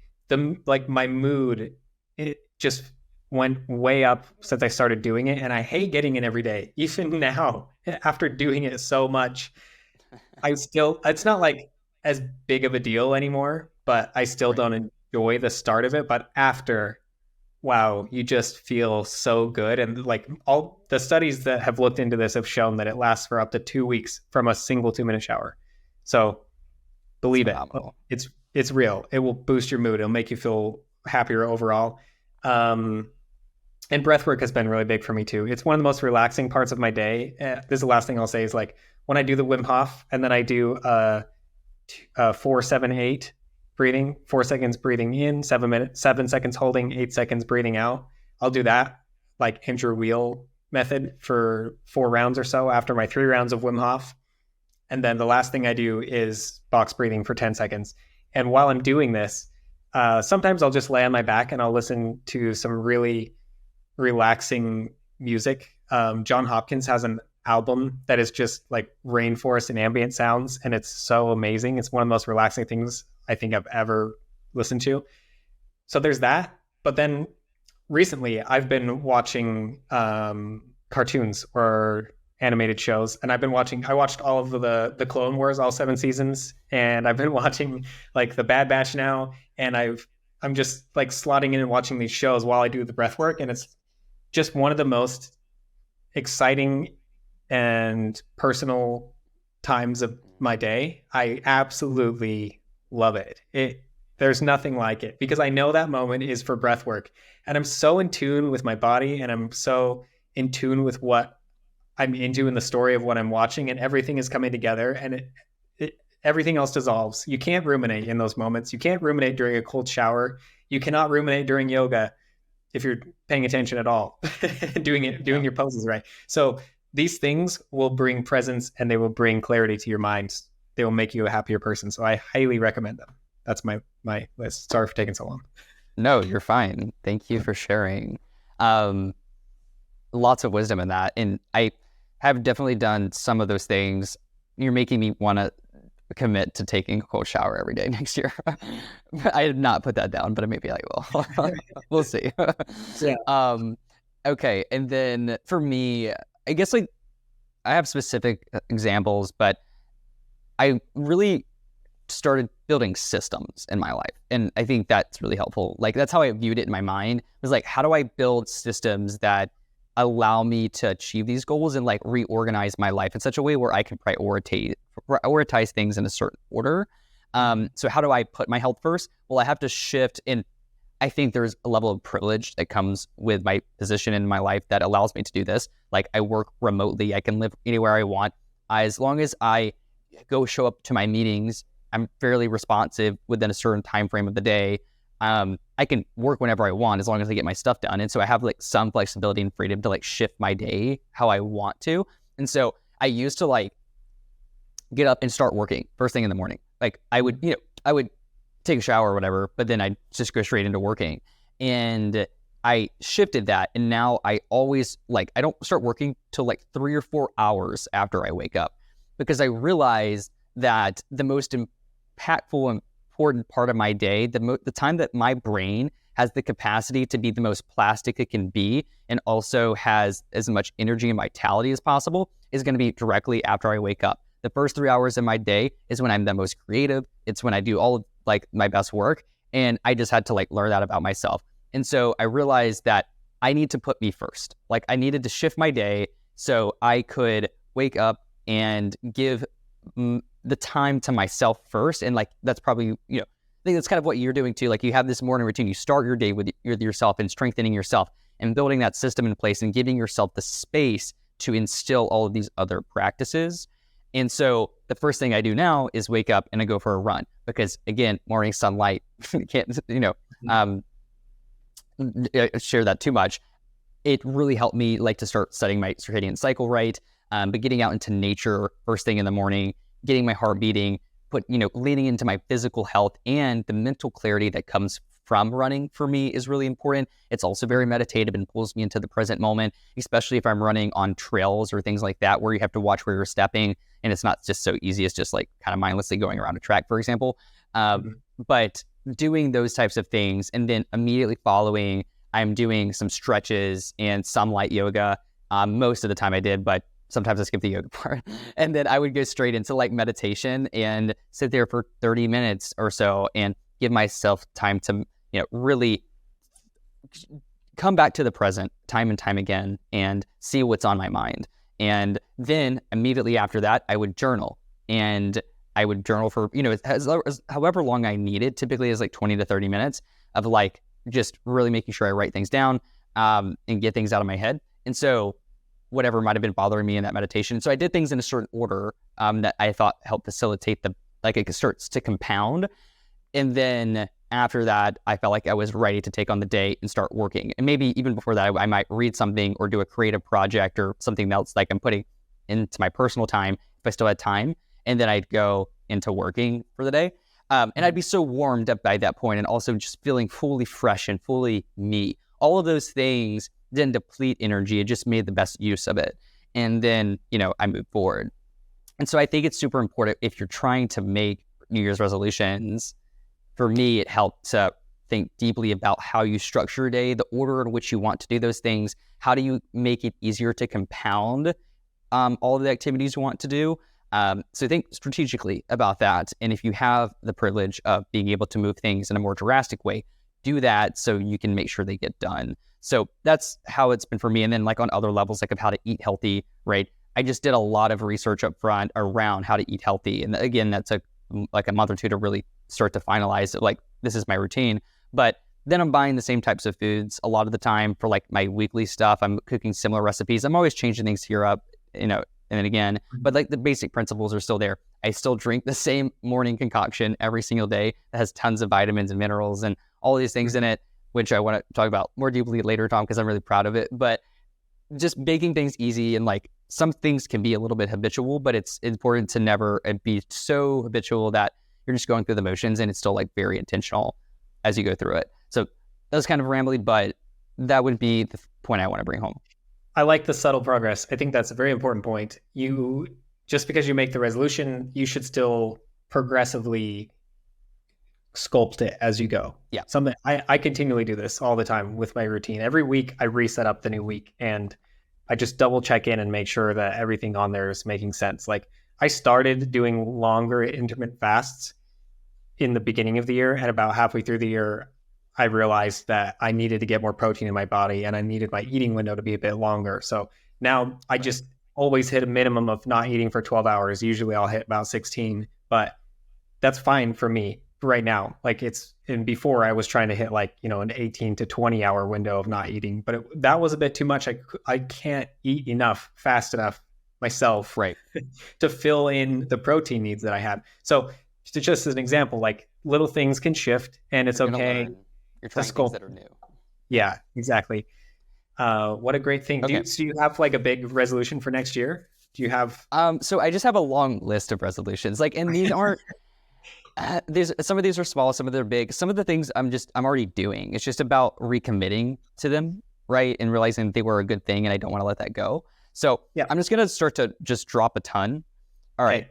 Number 1, write every day, poetry, journaling, etc. Just write. 2, run 1,000 miles by the end of next year, 6 days a week at least. 3, strength training every other day minimum, upper and lower body, keep building up stability and stretches. So that'd be number 4, stability and stretches, really making that a point. Like I think I neglected that a little bit this year. That's super important. So getting deeper into yoga. So I don't know exactly what that looks like yet. I'm going to refine it before the year actually turns, but I definitely want to take yoga more seriously. It'll probably end up being a daily thing. Number 4, meditate every day. Think where I am standing. Think above my feet at least once a day. Make sure that like that's a moment and I'm not just lost in my head. 5, experience something new on a weekly basis. Do something spontaneous and unexpected. Yeah. 6, grow LIFEFORM. So at least 1 base cube, if not full time by end of year. Be on that path. Yes. 7, meet someone new and talk to a stranger at least once a week. Find somebody, a friend, whatever it might be. 8, truly like learn a new language, like be able to speak very fluently in a new language. In 1 year? Like, well, I've been learning French for a while now, but it's so hard to get it where you need it to be if you're not just in the culture. And so I'm going to spend quite a bit of time in France this year too, hopefully. And I'm hoping that I'll be able to progress it pretty rapidly there because I've been studying for about a year now, but it's hard when you're not just speaking with locals all the time and like you're forced to be in it. So I don't know if it's going to be fluent. Fluency is a whole construct, but you know what I mean? Like I'm really pouring into it this year and I'm going to feel confident in probably it's going to be French, but that ability. 9, start each day by connecting with nature. 10, go on a week-long silent retreat. 12, follow my heart, not the plan. 13, eat something new once a week at least. So like a new dish, a new recipe, something that's culturally different than what I'm used to. I want to see the Northern Lights, create a poetic album. Ooh. So this is going to be like my personal project of the year. Cool.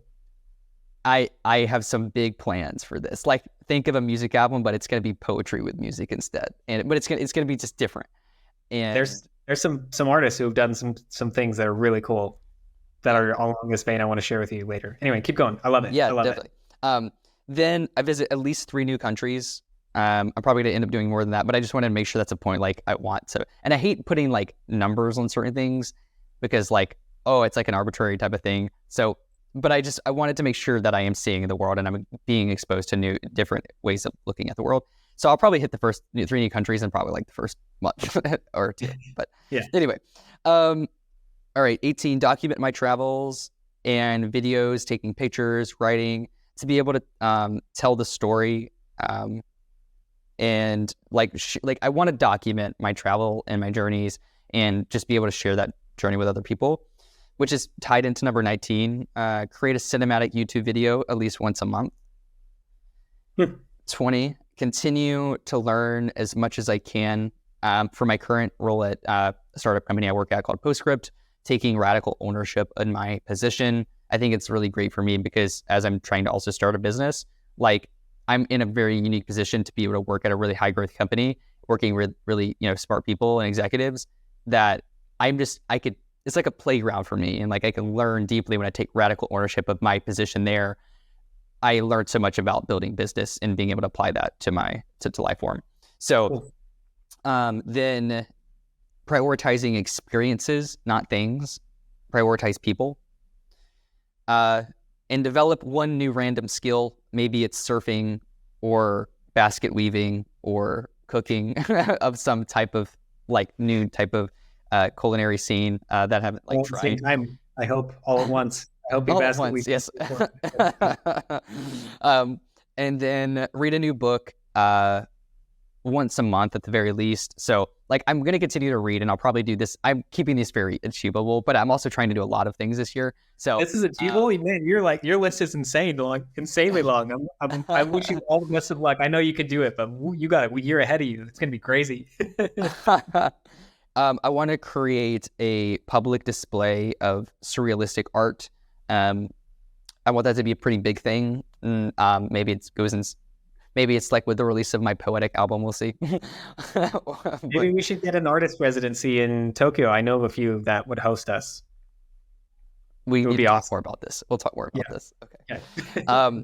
Then last but certainly not least, empower life to form health, presence, and fulfillment. Okay. Nice. I love it. Great list. Mine is way shorter, but I guess it's all in my ritual already. Yeah, exactly. Like a lot of this is stuff that I'm already kind of doing, but there's a few new things that I'm adding in there, and it's just the way I'm writing it out. But yeah. Cool. Thank you for sharing all that. I appreciate it. And I mean it when I say that. I'm not just like wishing you luck. I know you can do it. It's just wow, what a list. I'm glad you're pushing yourself. It's super important that we push ourselves. Set goals that you think you can hit. Like I'm very subtly adjusting my routine because it took me 2 years to like even shift into doing this every day. It took me a while because it's just a lot, but I found the efficiency there. And I think it's really important that you ebb and flow and find it. For me, I'm going to adjust my routine slightly. I want to do at least 5 minutes of abs every single day and get back into a calisthenics short routine on top of whatever else I'm doing. I dabbled with that here and there, but like hanging from a bar for 1 minute and doing 10 pull-ups and 15 push-ups and some squats and I guess the abs will be separate. But I would do like 3 sets of that originally, and sometimes it was too much if I was working out on top of that. But just doing that, at least one set of that every day made a huge difference. And I noticed like just the output that I had after I stopped doing that every day changed a lot. And also you just feel more flexible in your back. I mean, doing yoga, I feel insanely flexible and just I'm connected to all my muscles. And literally I can crack my back by flexing my muscles. That's how in tune I am with my muscles right now from doing yoga with my posture. What a flex. What a flex. Yeah. But hanging from a bar is a natural thing. Where do you think we evolved from? We hung from things, tree branches, all day, every day. It's super important for lots of different muscular structures. One of the books I read, I think it's called The Alignment Method. It was one of the earlier ones I read this year, and he goes into a lot of depth about different movement practices, and hanging and moving on bars is really important for lots of reasons. So that's those for physical things. And the big one, my big title, drum roll coming in, is to be 100% authentically me. Make decisions based off of what's authentically me. And that is bigger than it sounds. At least that's huge. That scares me. Like, well, knowing how hard that is. It has caused, like, I've leaned into that in the past, and it is kind of backfired in ways, but I think it's important to still pursue it. I think it's very important. And I think it's the only way to set you free. Like you're saying, truth will set you free. Well, I think making authentic decisions for what you want will also set you free. So I want to have a whole podcast episode about authenticity and the pursuit of that. Like, cool. because it's Yeah. very difficult for me personally.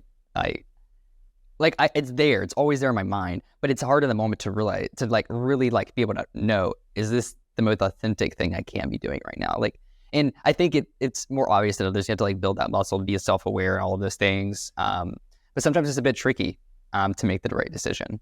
You don't know exactly which one's more authentic, and sometimes you can overthink things, and there's a whole process there. So yeah, Absolutely. I would love to. What a goal! Maybe we'll do that. And everybody listening, we'll see you in the next year. But please write your comments below. Yes. If you made it this far, thank you so much for listening. Definitely. Happy New Year's. Happy New Year's. And please share your list. Like we Yes. read the New comments. resolutions. We'd love to talk about what you're doing, and if you have recommendations for us, things that have helped you. Like, I love finding people to give recommendations for things to help with the everyday. I think that's very powerful. We're all humans. We're on the same team. We're all on Spaceship Earth. So let's drive this baby through space. Let's go. Let's go. All right. As always, thanks for listening.